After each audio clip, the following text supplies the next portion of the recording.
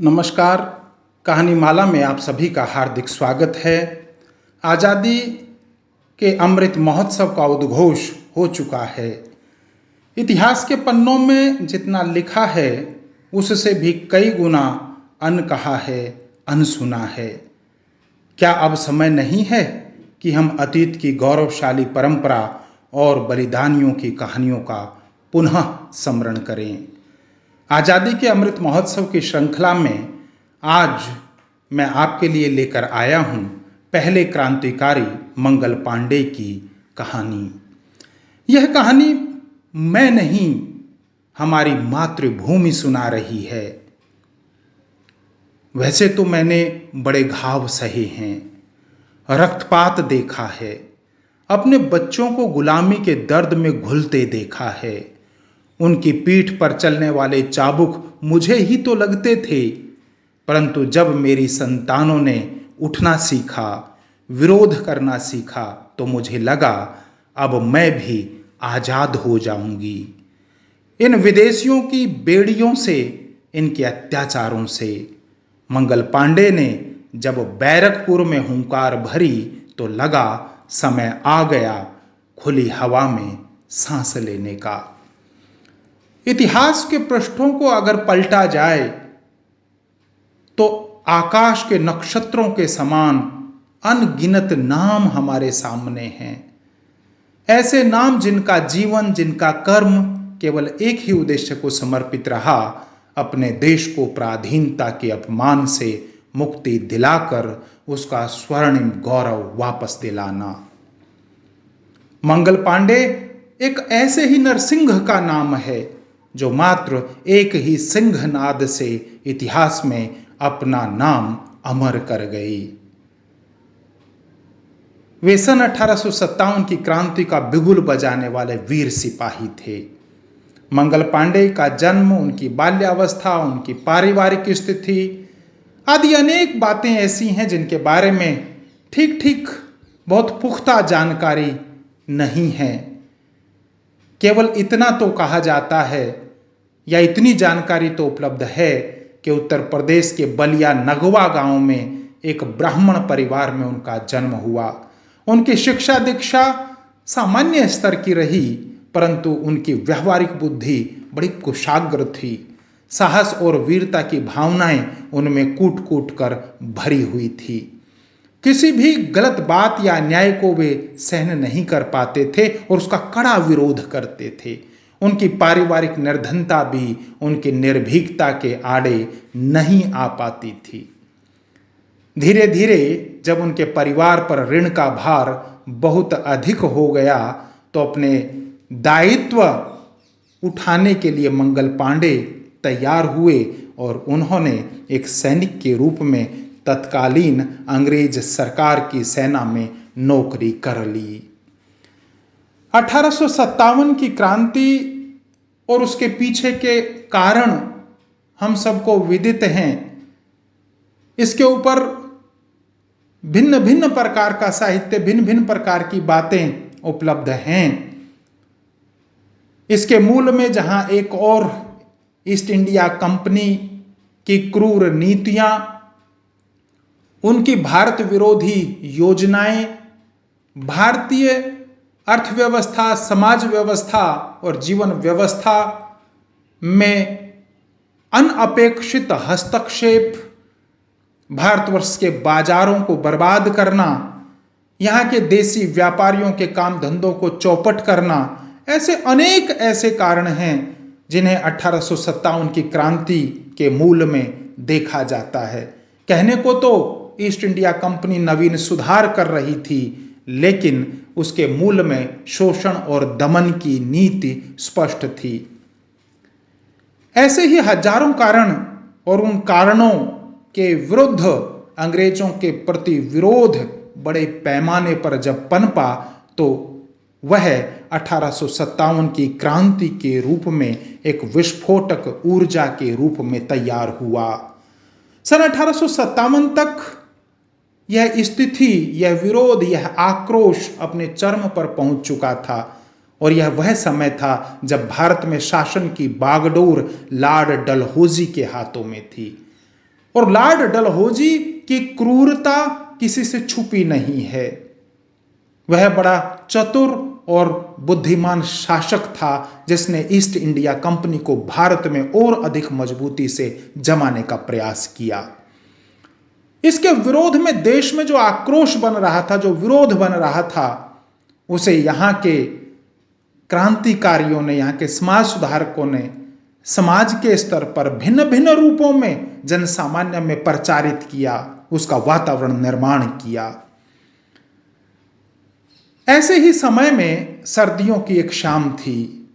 कलकत्ता से 25 किलोमीटर दूर हुगली नदी के किनारे बसे बैरकपुर की सैनिक छावनी में अचानक ढोल की थाप और घुंघरुओं की आवाज सुनाई देती है। बैरकपुर छावनी और वहां से विरोध का स्वर, उसके मूल में दो घटनाएं विशेष मानी जाती हैं। एक तो घटना ये कि एक शाम को अचानक एक नट और एक नटी छावनी में प्रवेश करते हैं। सैनिकों को खेल तमाशा दिखाने का उनका उद्देश्य बताया जाता है और जब सूबेदार से आज्ञा मिलती है तो दोनों सैनिकों को खेल दिखाते हैं और अपने खेल में जो गीत गाते हैं वह बहुत महत्वपूर्ण है। वे गाते हैं, लाल मुंह के बंदरों ने उजाड़ दिया है सारा बाग, कैसे कोई ढोल बजाए कैसे कोई गाए राग। मित्रों, सैनिक नट और नटी के द्वारा गाए इस गीत को गा गा कर दोहरा रहे थे, झूम रहे थे। इसी बीच घनश्याम सिंह, जो मंगल पांडे का मित्र है, उसे मंगल पांडे गुनगुनाते हुए सुनते हैं तो एक गहरी सोच में डूब जाते हैं और घनश्याम सिंह से पूछते हैं, जो गीत तुम गुनगुना रहे हो उसका कुछ अर्थ भी समझे ठाकुर। घनश्याम सिंह ने समझने वाले भाव से अपनी अनभिज्ञता प्रकट करता है और कहता है कि समझना क्या है, जो गीत नट और नटी गा रहे थे उसी को मैं दोहरा रहा हूं।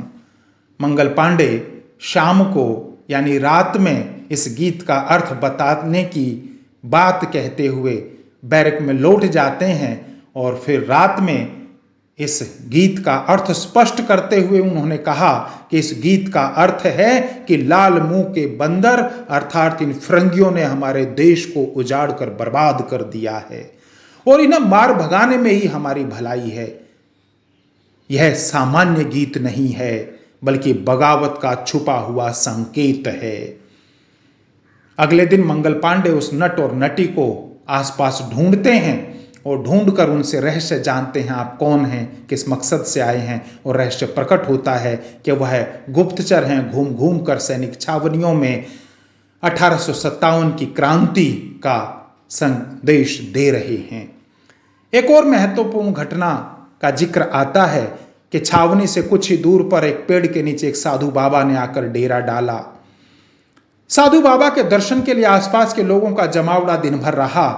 शाम को मंगल पांडे और उनके साथी भी साधु बाबा के दर्शन करने पहुंचे। साधु बाबा ने जो कहा वह बहुत महत्वपूर्ण है। उन्होंने कहा, सब नष्ट हो जाएगा, तबाह हो जाएगा, न राजपाट रहेगा न सिंहासन। सब सुनने वालों को लगा कि साधु बाबा किसी भावी विपत्ति की भविष्यवाणी कर रहे हैं। एक सिपाही ने पूछा, बाबा आप कौन हैं, कहां से आए हैं? बाबा हंसे। एक गुलाम की इतनी हिम्मत कि वह हमसे सवाल करे? हम गुलाम नहीं हैं बाबा, कंपनी की सेना के सिपाही हैं।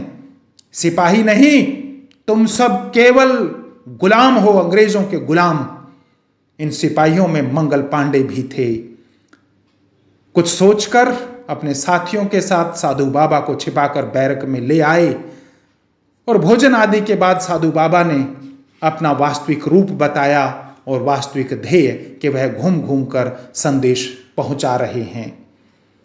1857 की क्रांति के सूत्रधार पेशवा बाजीराव के दत्तक पुत्र बिट्ठूर के नाना साहब माने जाते हैं, जिन्होंने कमल के फूल और रोटी के सांकेतिक प्रतीकों के माध्यम से देश भर में यह संदेश फैलाया।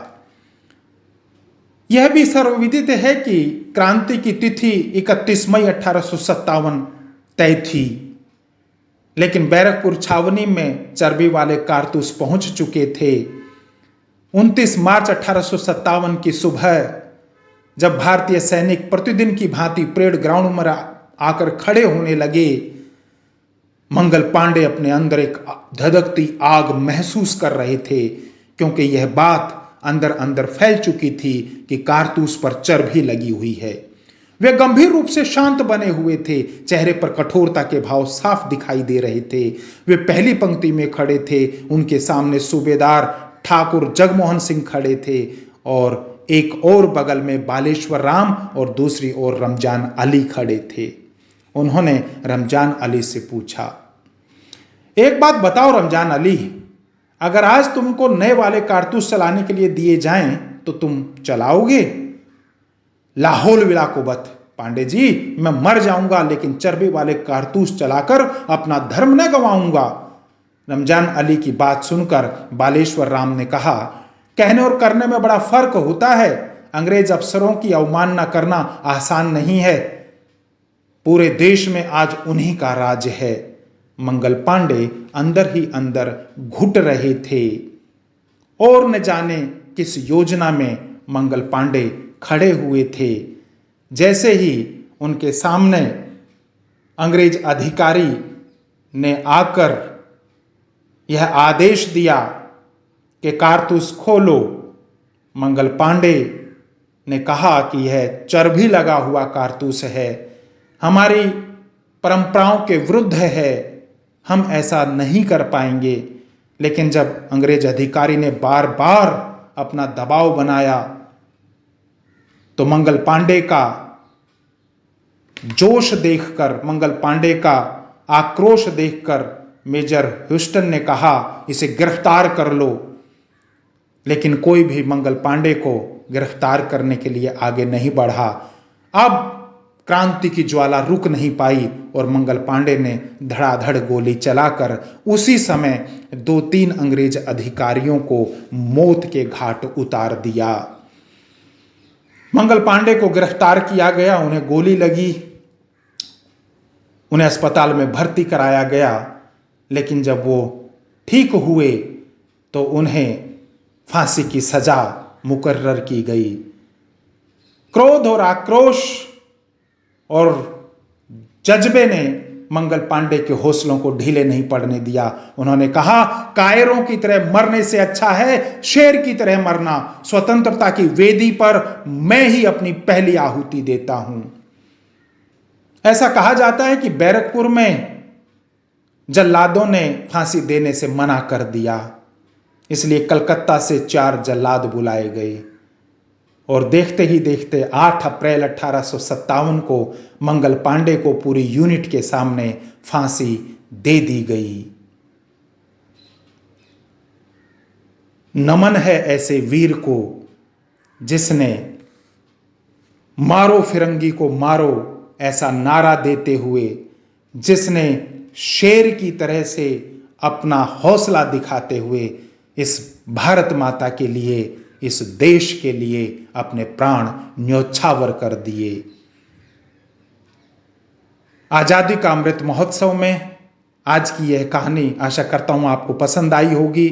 अब निरंतर इस कहानी श्रृंखला में हम ये कहानियां लेकर आते रहेंगे। नमस्कार, बहुत बहुत धन्यवाद।